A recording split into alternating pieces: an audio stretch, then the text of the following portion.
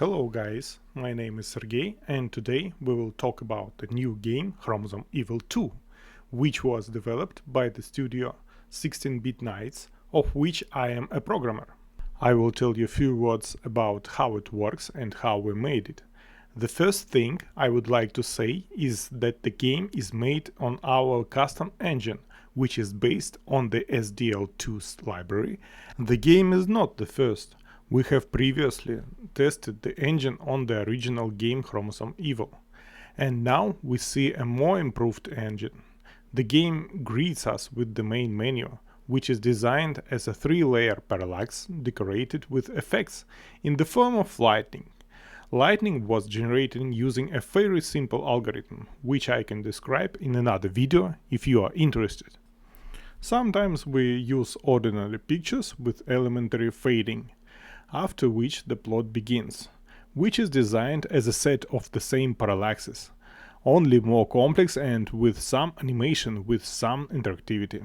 All this is accompanied by text that you can read without actually reading it. This will not particularly affect the gameplay. The genre of the game is tactics with RPG elements, well as is now with elements of survival. According to the classic scheme, you start the game with one character, who apart from his BRS only has a pistol and a small set of... Of course, he has a lot of bosses and everyone wants something from him. I draw your attention to the fact that all the tips are implemented in a non-trivial way by placing them in the background of the level. If you want to read, if you don't want to, don't read. In principle, you still have to master it all. Unlike the original game, each character has a visibility area that depends on his characteristics and on obstacles, so that you don't get bored. We made sure that you and your characters do handicrafts. As the game progresses, you will constantly have to interact with objects in order to collect supplies to progress through the storyline or to collect drawings. Specifically in this scenario, you are interacting with the generator.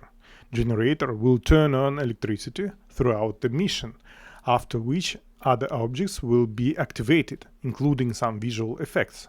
In order to diversify your gameplay between missions, we will show you a little script accompanied by flawless visuals. One of the features of the Chromosome Evil series of games is that the player will constantly be forced to make some choices.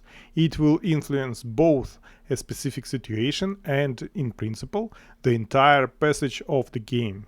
Another improvement of Chromosome Evil 2 is more serious development of allies. Now they can have a separate, special visual appearance and also have equipment like in the main characters. Moreover, you can interact with them and even control them. Another major improvement to Chromosome Evil 2 is the new mechanic of interaction with enemies.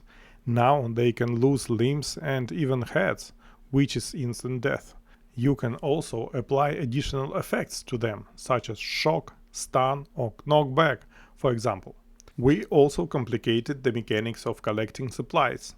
Now each character has baggage that can be filled, and in order to unload it, you will need to interact with Mule, which is a drone that will follow your team or not, depending on what game mode you choose. Like the original, the game is non-linear. You can choose how you will pass, and each of your passages may be different from the previous one. Right now, we will go to the kitchen to see a serious character here. I hope in this cute little guy you recognize the famous cook, played by the wonderful actor Steven Seagal. The mission is aimed at us collecting as much food as possible before setting off on the further journey.